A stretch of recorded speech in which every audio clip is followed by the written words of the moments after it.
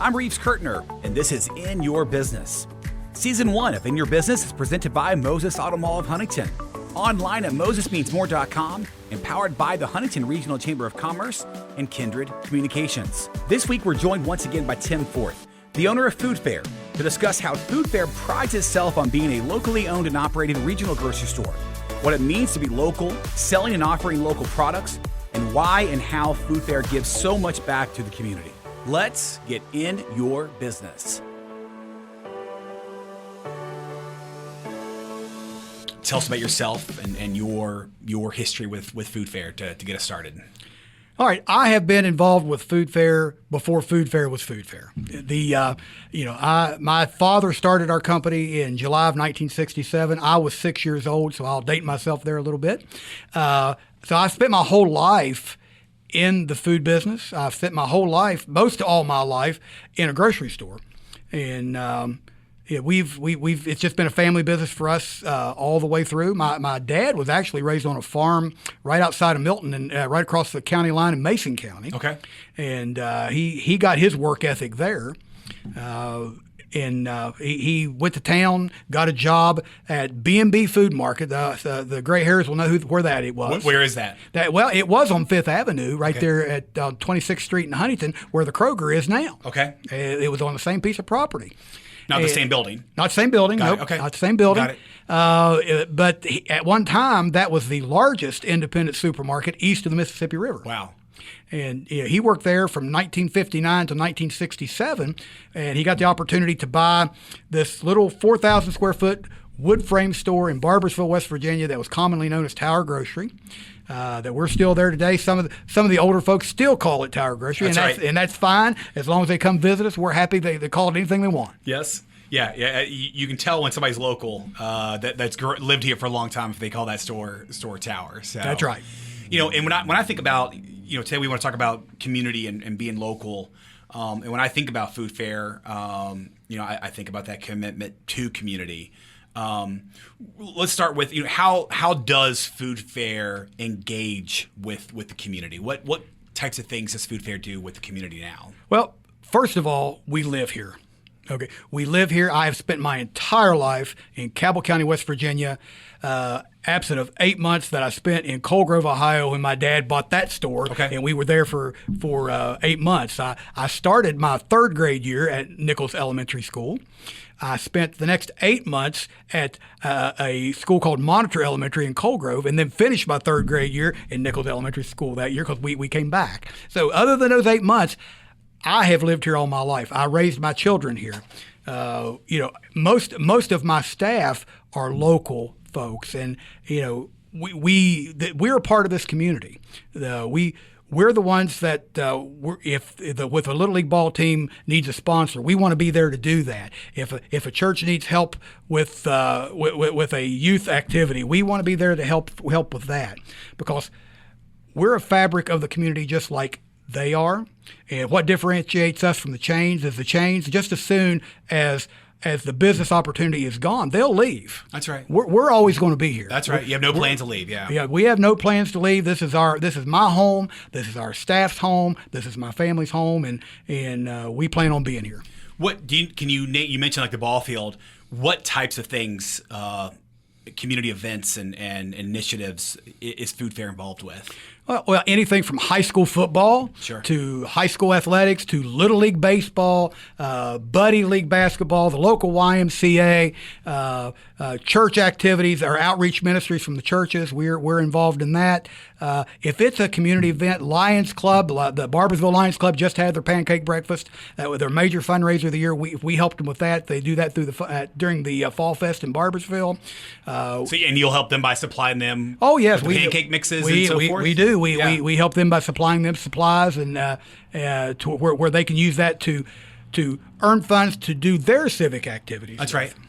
And Pumpkin Festival too. You're involved in that? Absolutely. We are a sponsor, but that's getting ready to come up this weekend. We are a sponsor of the Pumpkin Festival. Matter of fact, I was at the parade Sunday. Had the honor of hauling Mrs. Pumpkin Festival around one of my cars, and that was fun. My wife is actually in charge of the quilt exhibit at the Pumpkin Festival. So if you're at the Pumpkin Festival, go in and see the quilt exhibit. She's in charge of that. But we're also a sponsor of that. So again, we're involved corporately, we're in the community, we're involved personally in the community. That's right. And that's what differentiates a local company from a chain. Let me ask you this too. I mean, and Kindred Communications, my company, we're locally owned. Okay, me and my dad, and sometimes we do a lot for the community too, and we take pride in the community. Sometimes we go, do the customers care? Do they care that we do our competitors not doing this stuff? Why am I doing this? If do the competitors care? I mean, what are your thoughts on that? There is a segment of the population that probably doesn't think about it. I'm not going to say they don't care. Yeah, okay? That's right. But they don't think about it. You know why? Because maybe we don't do a good enough job of telling them about it. Yeah, you're right. You're right. So we've, I very conservative in my private life. I'm very conservative, very don't like to be out there in public. I do commercials because I feel like I have to. I'm very uncomfortable doing them, frankly. But sometimes we got to tell the public about some of these things, or they don't know. That's right. If your kid is involved in Barbersville Little League Baseball, they know Food Fair is a longtime sponsor. They see the sign. They see the signs. Yeah. They see things like that. But the person who doesn't have a kid involved in Little League doesn't know that. No, they don't. So it's our job to make sure we're educating them, because I think most people are community minded if you put it in front of them. That's true. Yeah. And it's if you don't brag on yourself, no one else will, right? Well, that's something my dad's taught me, and I agree with that. If you don't brag on yourself, nobody else will. Well, no one else is going to promote your business like you do. That's true. Okay, now brag on your business. Never brag on yourself. Always brag on your business. And people, and I try to do that. Because my business isn't just me. That's right. It is my staff. I can do nothing without them, and I know that, and that's why I'm still in this business, is because it's loyalty to them. How does Food Fair decide which events they're going to support or which events they're not going to support? I mean, I'm sure that you do get asked a lot. How do you decide what you're going to do and what you're not going to do? Well, what we try to do is do things that are in the local community where we have stores. That's right. It doesn't do me a whole lot of good to promote a Charleston event if I do not have a store in Charleston. Okay, so we try to take those promotional dollars, and we have a budget for it like everyone else, but we try to do those as direct to the public that supports us as we can. Sure. So let's kind of talk about local business and so forth. How does Food Fair work with local suppliers, local farms, and things like that? What relationships do you all have there? Well, we have several. We have probably the one that comes to mind the most is Clark Farms over in Chesapeake, Ohio. He has many acres. He is a commercial farmer. Not a lot of commercial farmers around here. No, there's not. So that is a challenge. But anytime we can work with someone like them or Grits or somebody like that, we want to do that, and we do. We have a very good relationship with Clark Farms. Sell a lot of their tomatoes, a lot of their corn. They're in the season. Even things like companies you might not even think about. Norris Greenhouse up in Meigs County, Ohio.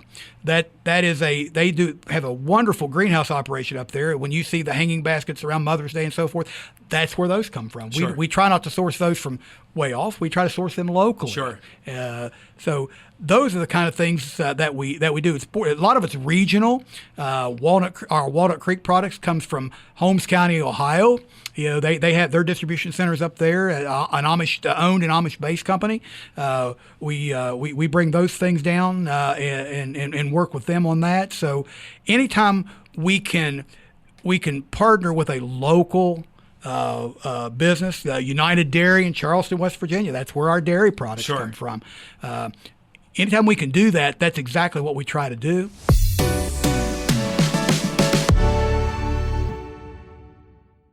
Let's talk about in your employee. How many employees does Food Fair have? It varies, somewhere north of 800. Wow, it's a lot of people. Yes.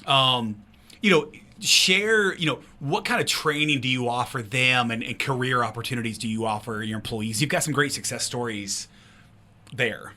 Well, a lot of times, most of my staff that have gotten to upper levels with us in management levels started at the low level.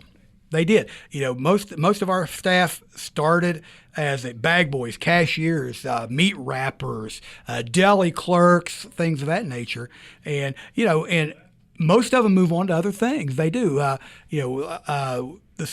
got doctors. I've got doctors that started off working for us. I got dentists that started off working for us. Local dentists that started off working for us that are still local. Had a young man call me that worked for me many, many years ago, soon after my dad passed, to express his condolences. And he come to find out, he goes, "Do you remember me?" And I said, "Well, sure I do. I knew who he was." I said, "What are you doing now?" He goes, "Well, I live in North Carolina, and I'm the president of an aerospace company." Wow. I thought, right. Wow. Okay. Yes. Well, very good. So yes, but there are opportunities moving up. Most of my store managers are longtime employees. Most of my department managers are longtime employees. My central office staff are all longtime employees. I was going to ask, how long do you think, on average, some of those guys and girls have been with you? Oh, boy. Anywhere from 30 years to 10. Yeah. That says a lot. It really does. That means, having people that can retire from your company is great. To me, it's what it's all about. Well, that's one of our challenges moving forward. As a lot of our management staff was geared around people my age. And I'm now in my 60s. I'm trying to look to the future to bring up younger folks in management. That's right.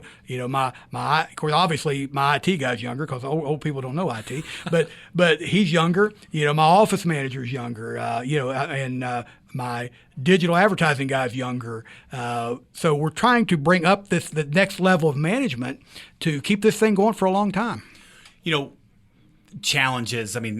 There's a challenge in the workforce and so forth. Are there any challenges that you face, kind of, again, as we're talking about local challenges specific to this area?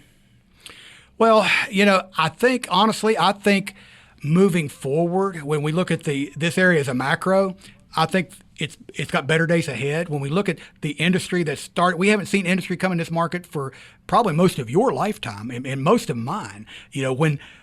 When I was a youngster, we had International Nickel was going strong. We had Houdat Hershey, Owens, Illinois, American Car. All these were major manufacturing companies based right here in this area, and that was our employment base. That's right. We've lost CSX, and we've lost Ashland Oil, and so forth too. Well, right? exactly. Yeah. But what we're seeing now, and we've went almost over a generation without any new major industry coming in. Now with Nucor and some of these other things that are coming to our macro region, I think the future is brighter than it's been in a long time. How do you think being local, being independent, helps you with some of the other challenges that this area is facing? Being local, being independent. Well, we're closer to the action than the decision makers of the major chains. If you have a problem in one of my stores and you call my office, you can get a hold of me. That's right. You can. If you send us a message on our website, well, guess whose inbox that comes to? That comes to mine. That's great. Well, you don't get that with the Walmarts, the Krogers, and the other chains. Mr. Kroger is not getting that email, right? Mr. Kroger is not going to get that email, but Mr. Forth is going to get that email. That's exactly right. And many times my staff will answer it if it's simple, but if it's something that I feel like it needs my attention, I'll pick up the phone and call the customer. That's right. How often does it happen? How often? What kind of calls do you get, and how do you handle those? Because that is great to have a. What is your official title? What?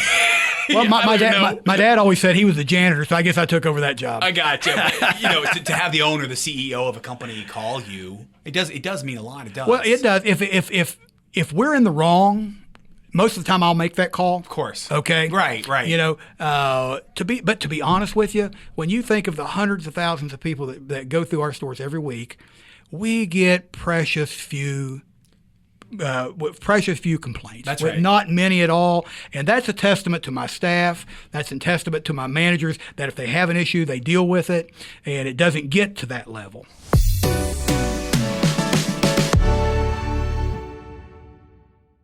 What advice do you have for other local businesses looking to establish a strong presence in their community? Time in your business means everything. I wish I had, with 18 locations, I cannot be in that store those stores all the time. And of course, I'm probably most well known in Barboursville because that's where I grew up. That's right. And I walk in, where have you been? I haven't seen you in forever. Well, I would love nothing more than to stand at the front of the store and kind of be like Jim Spaghetti, Jim Tweel. He'd stand out there every evening and greet folks. Well, you lose some of that when you get multiple locations. But if you got one location, be in that business. Be there. Spend the time there because that's how you're going to grow it. Sure. Don't get in business and say, all right, I've arrived. Now I'm going to go play golf in the afternoon. I'm going to do this. It'll get away from you. I love it. Yeah. What's your favorite part about this business? What do you still love about people? From employees to customers to interacting with the community, interacting with organizations in the community, and being a part of the local area. That's why I'm still in it. It's why I'm still in it. It was a hard decision for me to make when my dad passed away. Okay. To be honest with you. Talk about that. Yeah. When he passed away, I seen where we were. I seen where we needed to go, especially from a technology standpoint, and how we needed to change. And gosh, what a big undertaking, And I thought, wow, do I really want to do this, or is this God telling me it's time for a new chapter in my life, or whatever? But I look at the staff that has been with me through thick and thin, who anchored their wagon to this train, Right. And depend on it. And then I look at the customers who have shopped with me. Many of them, their parents shopped with me. Now they shop with me. Now their kids are starting to shop with me. And think, how can I walk away from that? And right. I just can't. And as long as we can keep it viable and we can keep it strong, we're going to be here. Sure. This has been In Your Business. I'm your host, Reeves Kurtner. Thanks for listening. If you enjoyed this podcast, please like, subscribe, share, and even leave us a review. Season 1 of In Your Business is presented by Moses Auto Mall of Huntington, MosesMeansMore.com, and powered by the Huntington Regional Chamber of Commerce and Kindred Communications.